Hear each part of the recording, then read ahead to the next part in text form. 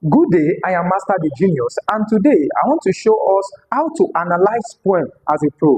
And for the sake of this class, I will be featuring a poem by Gabriel Okara titled Once Upon a Time. So I'll be showing us some steps that you can take in your journey towards analyzing poem brilliantly. So let's go into it. Now, number one, if you want to analyze poem, there are many questions to answer. Once you are able to answer that question concerning that poem, you are able to analyze it as a brilliant student that you are already. You are able to answer it as a pro that you are already. First question to answer is that who is the poet? Who is the poet? I need you to know that the poet is as important as the poem. Why is the poet as important as the poem? Now, there is a way our society shape what our topic of interest. Let's have a discussion. If you are a Nigerian during colonial administration and you are a poet, there is high tendency that you want to use your poem to explore the evil of colonialism. That is why it is necessary for you to know the poet so that you can know the topic that the poet is always interested writing. So it is very important for you to know the poet. That's why every textbook of literature you see out there, before they bring you into the poem, they will also give you a short biography about the poet. And there are other many questions to answer on your journey towards analyzing poem brilliantly. And I will be using the poem of Gabriel Okara, Once Upon a Time, to teach you some of the secrets, some of the ways that you can analyze poem as a brilliant student that you are. However, this is just the series one. This is just part one of this class. So you see, this Once Upon a Time by Gabriel Okara is a poem of 44 lines and 7 stanzas. Don't forget that poetry is divided into poetry is written in stanzas and lines, the same way drama is written in acts and scenes, and prose written in chapters and paragraphs, which is one of the questions you must answer also. You have to ask yourself, what is the structure of that poem? The structure of this poem, Once Upon a Time, is that the poem has 44 lines and 7 stanzas. So today, I will just be exploring 4 of the stanzas, and the next time you will see my face again, I will explore the rest. That is why you have to watch my next video on how to analyze poem featuring Once Upon a Time by Gabriel Okara. Alright, so I will be using this poem as a specimen to teach us step-by-step secret way to analyze poem as a pro. So let's get into it. But before we go into the poem also, I need to let you know that poetry is distinct from other genres of literature. In literature, we have 3 genres of literature. We have drama, we have prose, and we have poetry. Now, there is close proximity, there is close similarity between drama and prose. They are not the same, but I'm only saying that there is close similarity between drama and prose. But for poem is almost standing alone out of the triplets that we have in literature. What I mean by triplet is those 3 genres of literature, because poem is always very short. However, we have narrative poem which may be long. For example, Proud King. Proud King is a very long poem. But even the longest of poem cannot be compared to maybe the shortest of novel. That's it. So poem is always short. But with those short words, the poet will try to bury and embed, a lot of information, even using short phrases. So that is why it is necessary for you to master how to analyze poem. Because in one line of a poem, there may be thousands of information buried in it. So that you have to hold with yourself as you analyze poem. Another thing you need to know is that poem is always figurative more than it is literal. We have literal poem. I don't want to confuse you. We have literal poem. Literal poem means that there are some poem that is just trying to narrate a story, all right? You don't need to think deeply of any other meaning. You don't need to think of any other meaning to it. But most of the poem we have figurative meaning.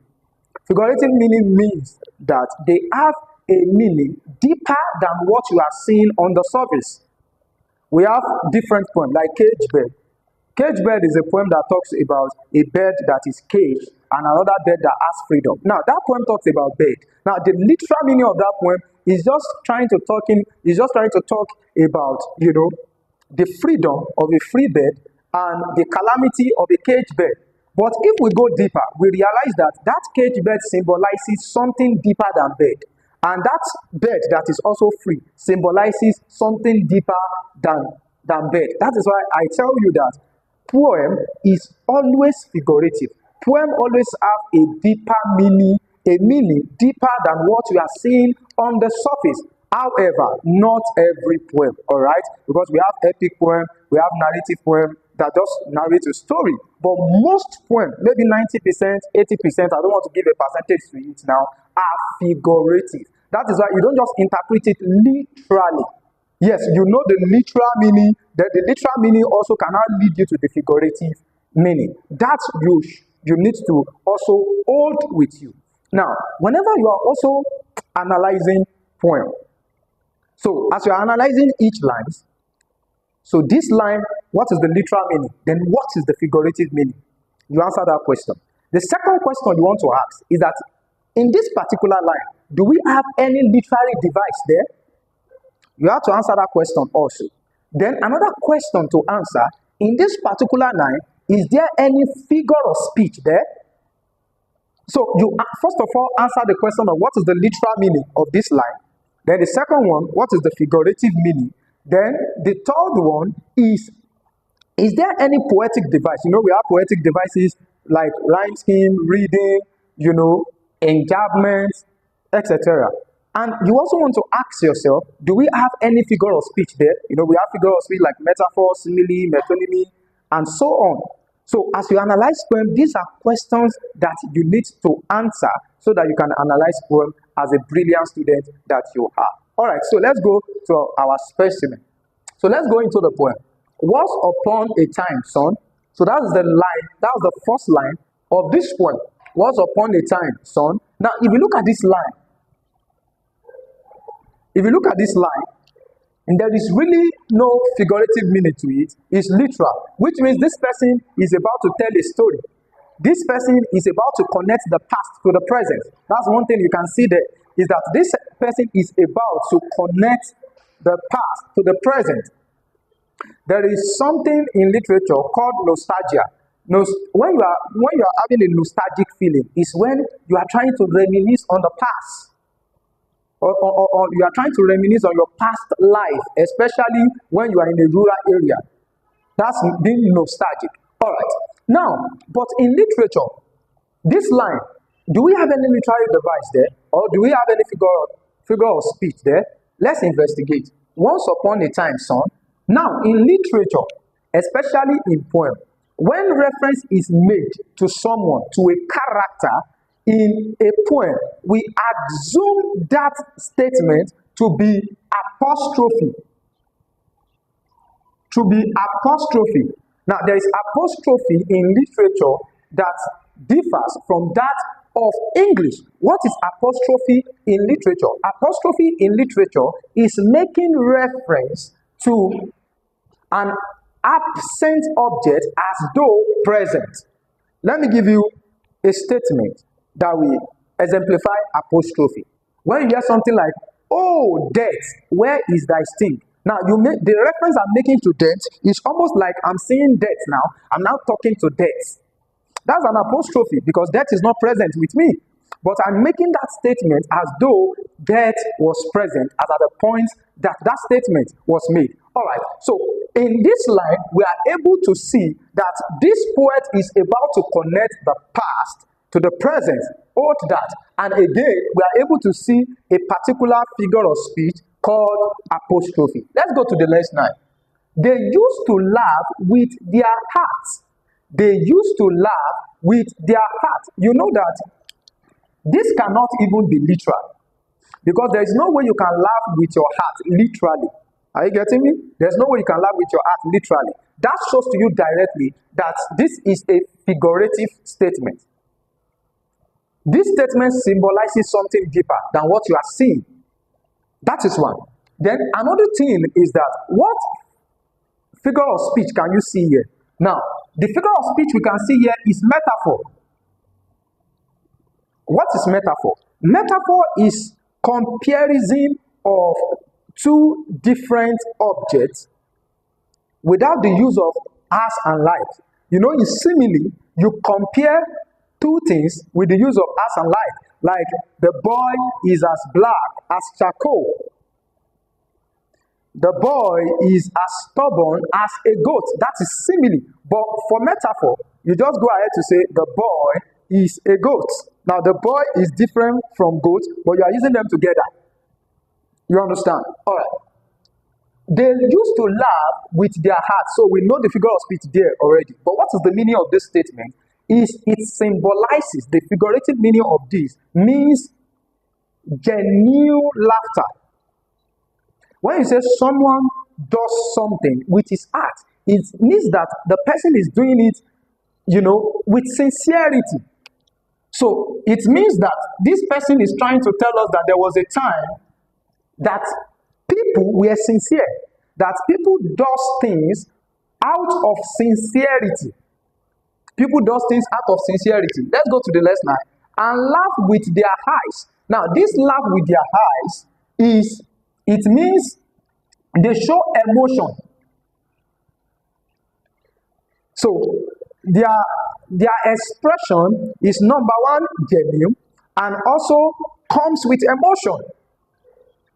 So there was a time like that where people expression of characters and behavior are genuine, coupled with emotion.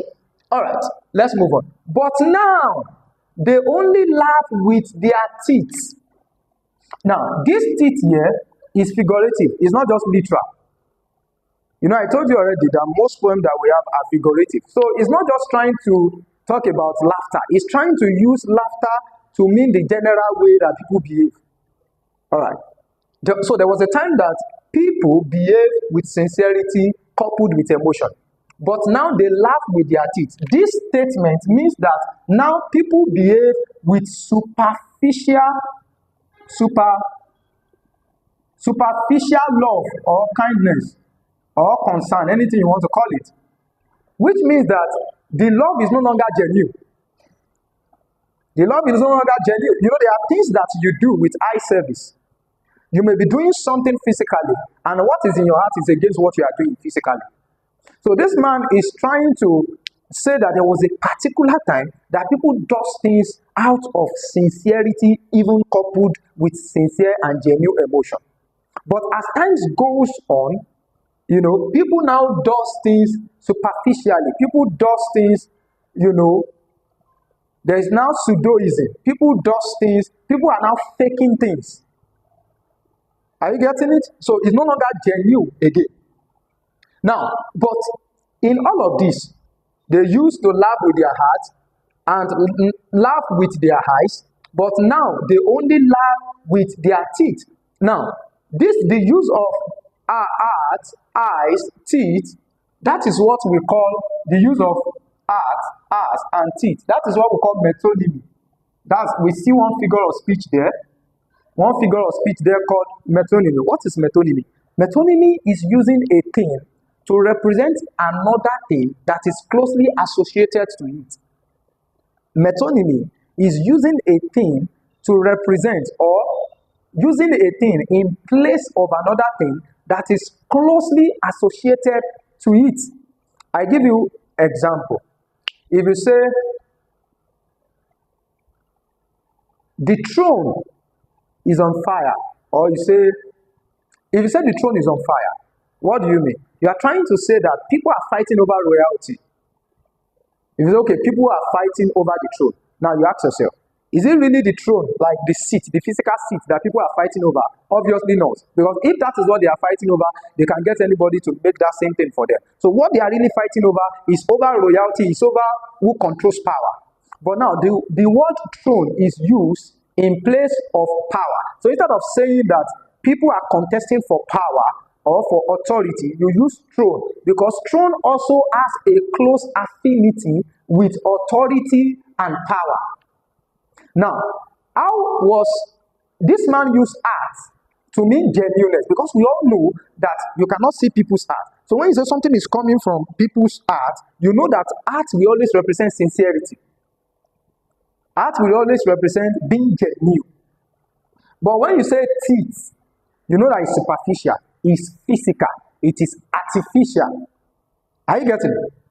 Let's go into it already. Why their eye block cold eyes search beyond my shadow? This line is to emphasize more that this their character, their gesture is not a genuine one, it's a fake one. So people now do things for greediness. People now do things for covetousness. People no longer do things because they genuinely love the person they are interacting with. Let's move on. However, there is also something to note. There is repetition in this poem. You see the word laugh repeated countless times. And you also need to know that we have different types of repetition, which I will do in one of my classes. That's why you cannot afford to miss any of my classes. We have a lot of repetition, like we have parallelism, we have alliteration, we have consonants, we have assonance, we have epiphora, we have anaphora. Repetition. All right. So there's also repetition. So we have seen apostrophe, metonymy, metaphor, and we have also seen repetition. There was a time. So this word also is trying to tell you, is to reinforce the fact that this person is trying to be nostalgic. Nostalgic. You see, once upon a time, there was a time.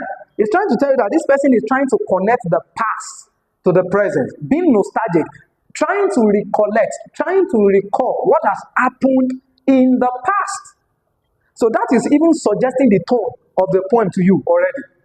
Because one of the questions you must answer when you analyze a poem is that what is the mood and tone?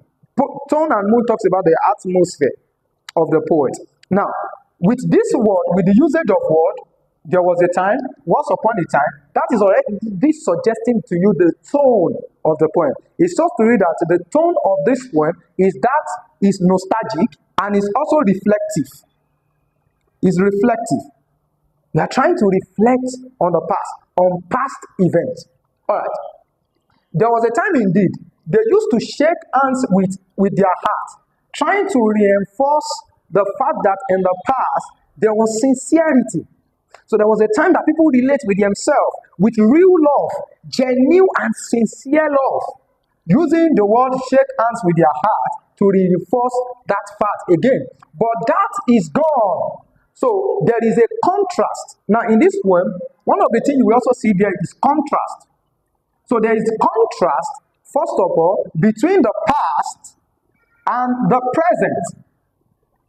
There is contrast between the past and the present. There is also contrast between childhood and adulthood. Childhood and adulthood. Because for this person to say, once upon a time, my son, we will assume the speaker to be a father.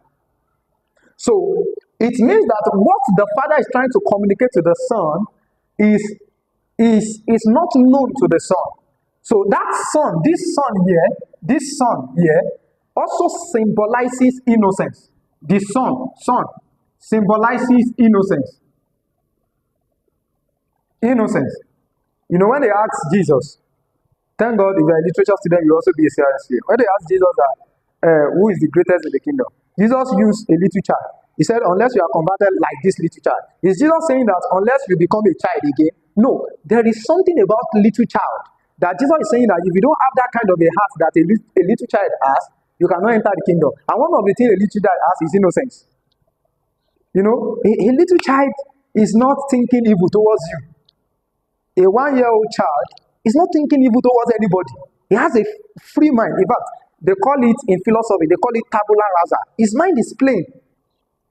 But it is as we grow that we become complicated, that we can greet people and we don't even mean it.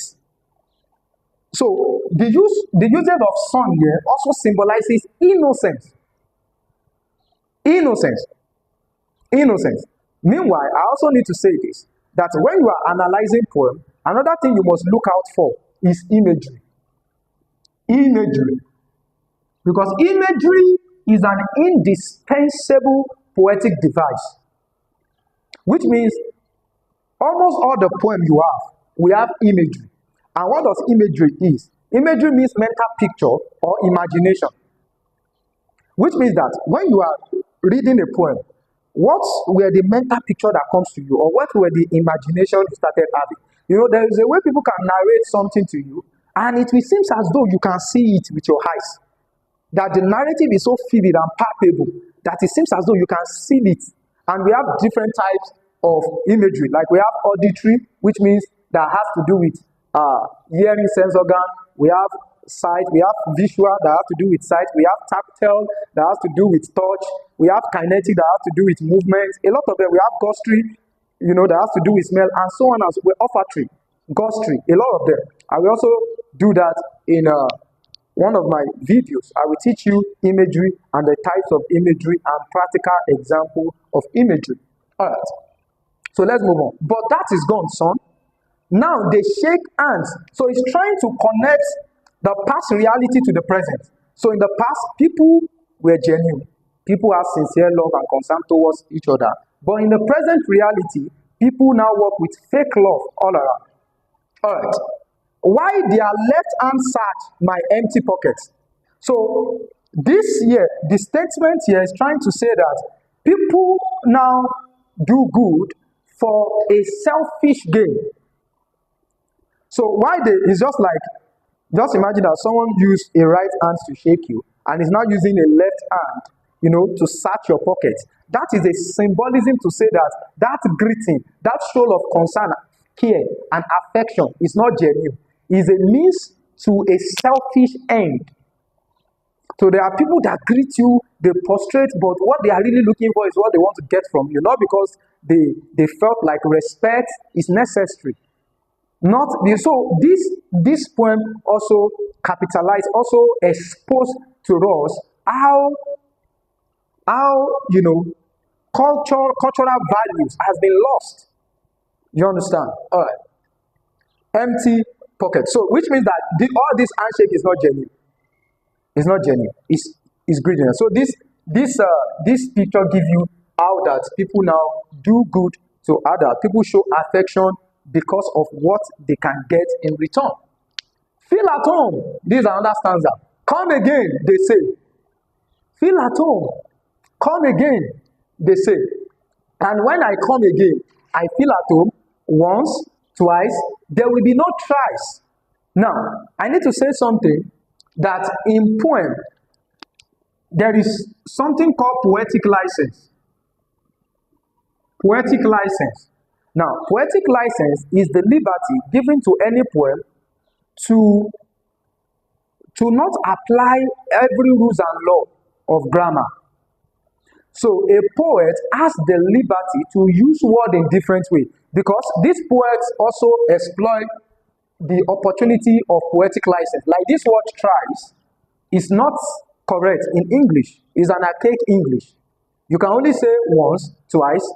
Thrice, you don't say thrice, you rather say 3 times. And we also see it in other places. You have something like home face. There is nothing like home face in English. Office face. There's nothing like office face in English. Street face, host face, cocktail face. There's nothing like that in English. But because when you are writing poem, you have a poetic license. And what poetic license means is that you can use word. You are not compelled to necessarily follow grammatical rules and law. Now, so all of these feel at home, come again. Now, once you want to feel at home, it's just trying to reinforce again that even when people say, feel at home, this is where it will end. Once you feel at home once or twice, the third time, they shut door at you. It means that all along, feeling like it means that there is no connection between the tongue of people and their heart again. So their heart is saying something different from, their heart is thinking something different from what their tongue is uttering. That's just what this poem is trying to reinforce, this poem is trying to bring to us.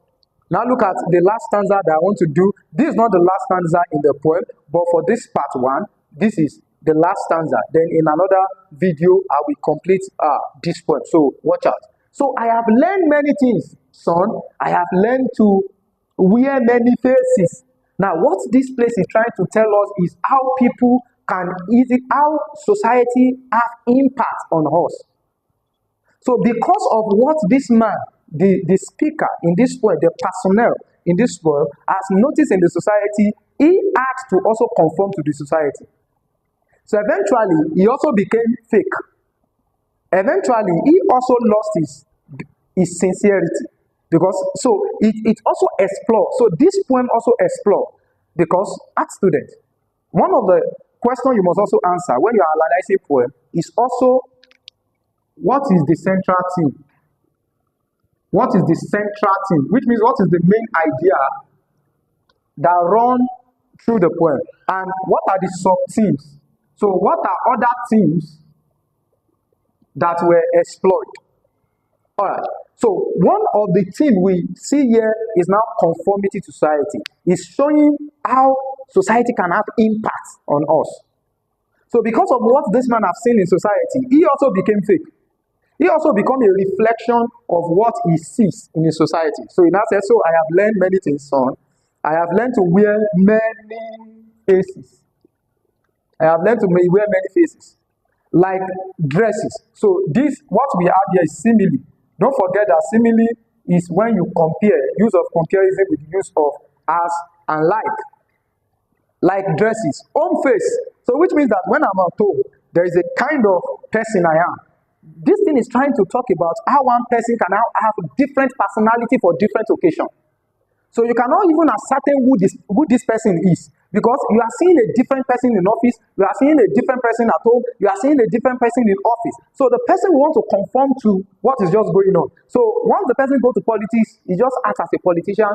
He follow with their corruption that is applicable there. So home face, office face, street face, host face, cocktail face, with all their conforming smile. Which this conforming smile is trying to tell you that the smile is not genuine. So you wear different faces as occasion demand. So you now need to start putting on faces just like dresses. If you are going for an occasion, there is a particular dress you wear. If you are going to office, there is a particular dress you wear. If you are going to host a meeting, there is a particular dress you wear. If you are going for administration, there is a particular wears you wear. If you are going to the gym, there is a way you dress. So people now begin to change personalities. And this man also confirmed that he now needed to start changing personality as occasion demand, because that is what is now obtainable in the society. And the last thing I want to tell us, for the sake of this class, I have not exhausted. There are a lot of things I want to expose to us, and I will also come back to expose it more and more and complete this poem, is to tell you that in your when you are analyzing poem, another question you must ask is that what type of poem is this poem? Because we have different type of poem. We have epitaph, we have dirge, we have elegy, we have ballad, and so on and so forth. Now, this poem is a didactic poem. This poem is a didactic poem. Now, anytime you hear the word didactic in literature, it means any work of art that teaches moral. Any work of art that teaches moral. At this junction, I will stop the class. I will stop this part 1. So watch out for the next video, where I will complete out step by step on how to analyze poem, featuring Once Upon a Time by Gabriel Okara. Once again, I am Master the Genius. See you there.